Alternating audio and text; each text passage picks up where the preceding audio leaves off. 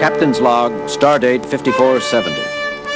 The Enterprise is on routine patrol on the outer fringes of Federation territory, facing the intergalactic Gulf. We are preparing to terminate the patrol. Nothing unusual has been encountered. Log concluded. Captain? What is it, Mr. Sulu? I'm picking up all kinds of powerful radiation at extreme detector range. What kind of radiations, Lieutenant? I don't know, sir. Some of it's identifiable, and the rest resembles nothing I've ever seen before in my readouts. Check them yourself. Lieutenant Sulu is quite correct, Captain. The concentration of violent energies is extraordinarily intense. It resembles no natural phenomenon. Heading, Mr. Sulu? 308, 6 degrees, 000. Range? Range, Mr. Sulu. Closing, Captain, but the disturbances are so violent, I can't say for certain. 2 centers, possibly more, are involved. Very well. Change course to intercept. Lieutenant Uhura, sound yellow alert. Aye, Captain. Bridge to engineering. Engineering, Scott here, Captain. Scotty, we're heading for a violent energy disturbance of as yet unidentified origins. We may have to do some jumping about. Stand by. Ready back here, sir. Good. Bridge out. Range is still considerable, sir. Full power on the long-range sensors, Mr. Sulu. Wide screen if possible. Working on it, sir. We're getting something. What the? Most remarkable. What is it? I've never seen a ship like that before.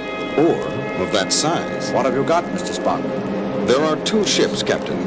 They are apparently engaged in combat with one another, employing numerous weapons I cannot begin to describe. The forces involved, each ship is putting out more destructive energy than 100 ships the class of the Enterprise. Yet both ships, while badly scarred, appeared to be intact. Each is at least 60 times our mass. Sir, both ships are broadcasting on several frequencies. I can't decipher what they're saying. The universal translator doesn't recognize either language. The words are apparently directed at each other. Put it on the speakers, Lieutenant. Yes, sir.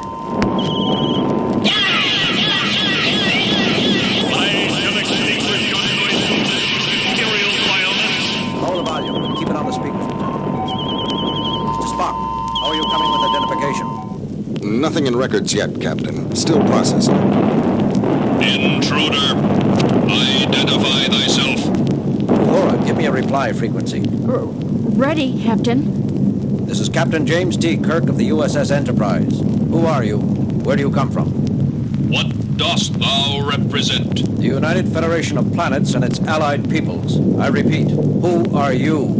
I am the Red Worm, 333rd Super Dreadnought of my class, built by the unified Dre peoples. There is nothing in my computer banks of a United Federation. Therefore, I must assume you are unneutral. For God's sake, Jim, confirm that we are neutral.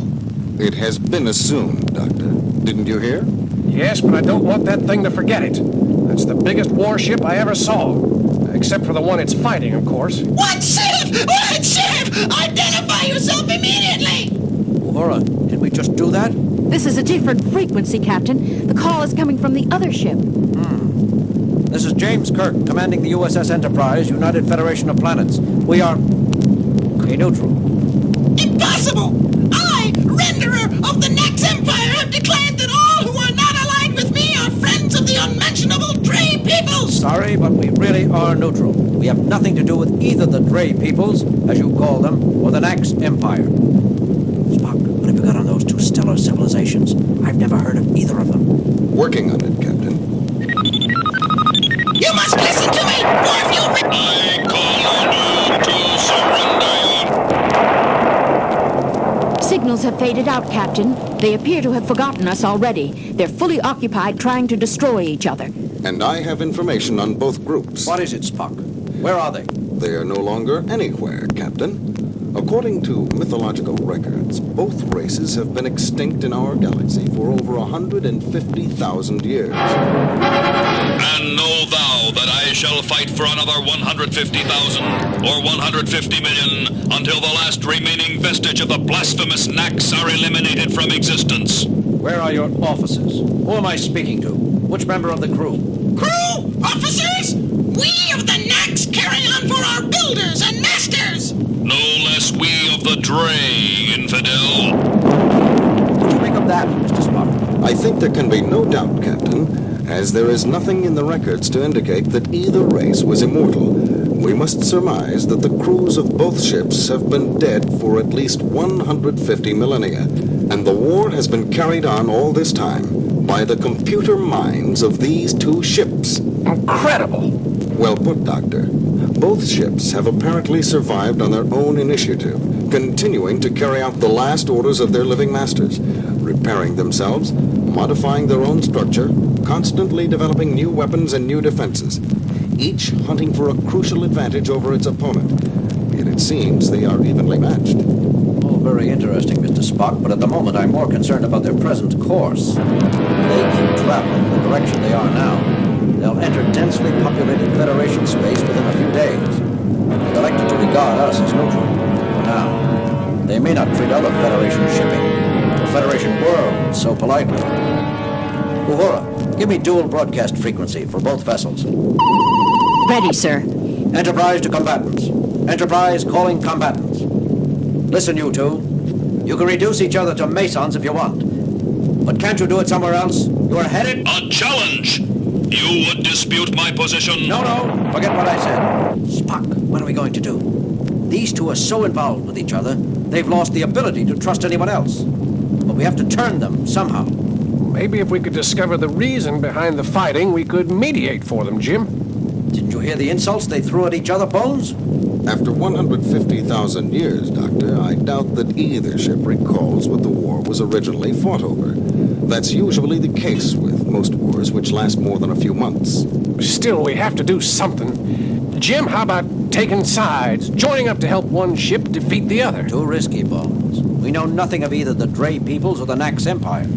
I can't opt for one side blind. Besides, I doubt that the Enterprise would make one bit of difference for either side, considering the kind of energy weapons they're using. I doubt that our phasers and photon torpedoes could so much as irritate either vessel. And it could get the Enterprise blown clear to the Magellanic Clouds.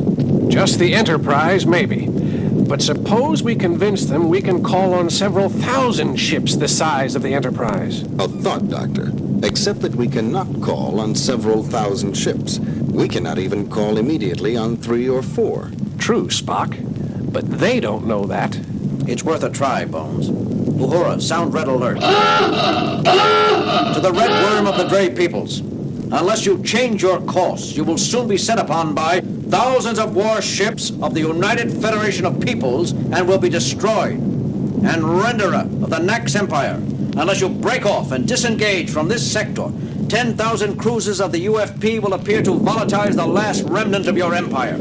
Sacrilegious interloper! Enemy of its Imperial Majesty, I have been deceived! Captain, both ships are changing course. Mr. Sulu, emergency overdrive, warp 8. That was close, Captain. They both fired at our former position. With their minor batteries, I might add. However, they regard the threat seriously, it seems. Both vessels are currently in pursuit. Sulu? They're not closing, Captain. They're still too busy fighting each other, but we're not pulling away from them either. Good. I don't want to lose them. Yes. Kirk here. Go ahead, Mr. Scott. Captain, how long are we going to run at warp 8? We've got full deflector shields up too. We can't maintain this kind of shielding and this speed for too long. I know, Scotty. Hang together down there a while longer yet. We'll do what we can, Captain. Scott out. Well, Bones, we got them to change their course. We're headed away from Federation-inhabited worlds now. That still leaves the problem of convincing them to leave us alone. Well, I don't know what to suggest, Jim. I didn't get that far. Great. Mr. Spock? I don't know what to suggest either, Captain. At this point, the crucial issue appears to be whether or not... A trick! I see through you now. There is no such thing as a united federation of planets.